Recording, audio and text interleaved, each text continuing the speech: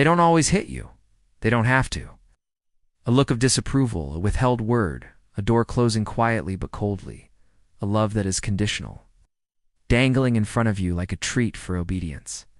This is emotional torture, a war that leaves no bruises on your skin, only on your mind. I want to talk about something very few people understand, a violence against women that goes unseen, unheard, because it lives in the quiet corners of our minds. Invisible bruises that stay with you long after the apologies have died down and the manipulative smiles have faded away.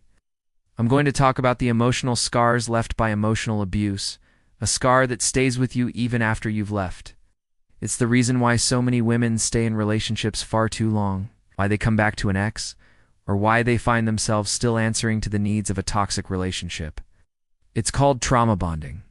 You know when someone treats you so badly that your heart, your mind, your entire existence revolves around their whims? When your whole world is predicting their moods and adjusting to their whims, that's emotional abuse. Emotional abuse is the quietest scream in the universe. It is exhausting to be in a relationship where you are constantly walking on eggshells, when you can't express your feelings without being ridiculed, when your opinions are invalidated, when your dreams are belittled, when your reality is gaslighted. You start measuring your words.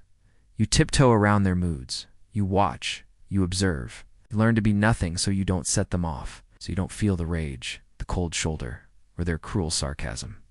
All of this slowly seeps into your soul. Your senses dull. Your light dims. Your spirit gets buried under layers of compliance. And just like that, you lose yourself in the process. But here's what confuses most people, especially women.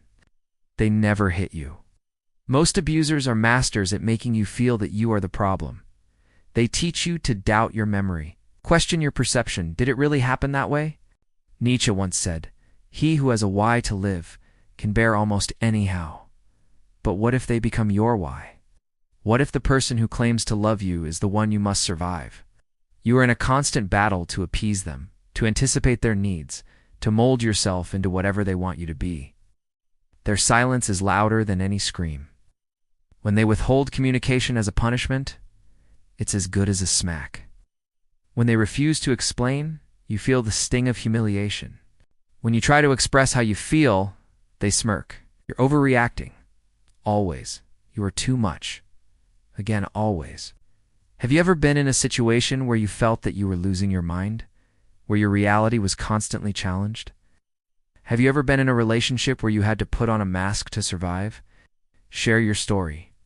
Be a part of the conversation that dismantles toxic relationships one story at a time. Send your story to the email provided below. Your story could be part of a larger social change. Let's dismantle toxic relationships together.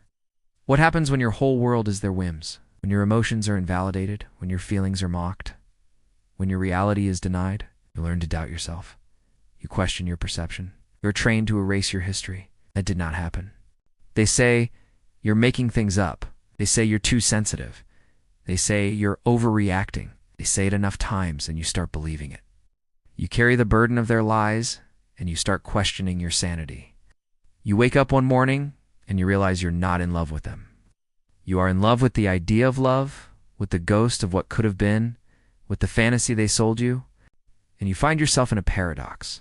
You don't want to leave, but you can't stay. You're in a cage of your own making. The bars are invisible, but the walls are real. Invisible bruises. We call it trauma bonding. Your brain, which is wired to seek pleasure and avoid pain, starts craving the chaos of this relationship. Dopamine, cortisol, hope, fear.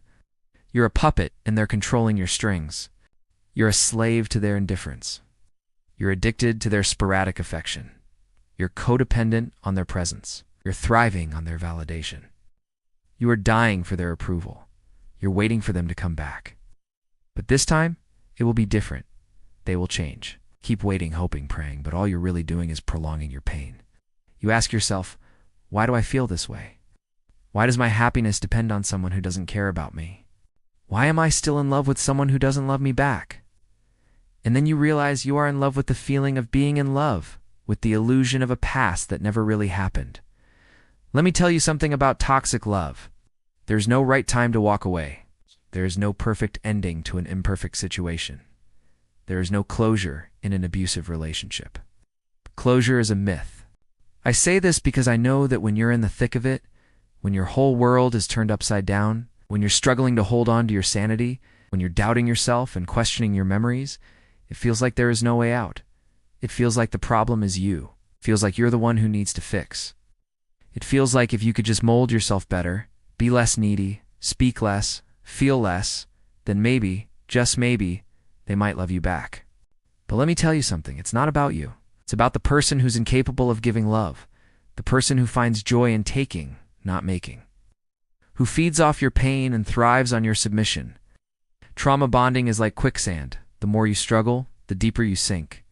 It is a survival mechanism your brain creates to cope with an abusive situation. It's like your brain is holding on to a life raft in the middle of a storm.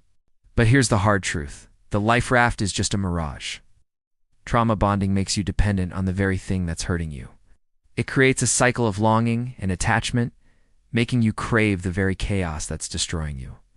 But please remember, there is a difference between coping and accepting. Coping is temporary. It helps you get through today. Accepting is permanent. It reshapes your tomorrow. You may think you can't escape, but you have the strength within you. You just need to find it. You are stronger than the abuse. You are braver than the trauma. You are more beautiful than their lies. You are a warrior.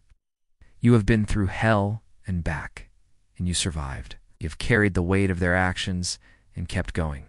You are resilient. You are a survivor. It's time to take a stand for yourself. It's time to break the chains of trauma bonding. Reach out for help. Talk to someone. Seek professional guidance. Remember, you are not alone. There is light at the end of the tunnel. With each step you take away from the toxicity, the light grows brighter. There's a quote I want to share with you. When you see someone who is suffering from a wounded heart, reach out to them and help them heal. For everyone has suffered from a broken heart at some point in their lives, and only those who have experienced it can truly understand it. Thank you for listening.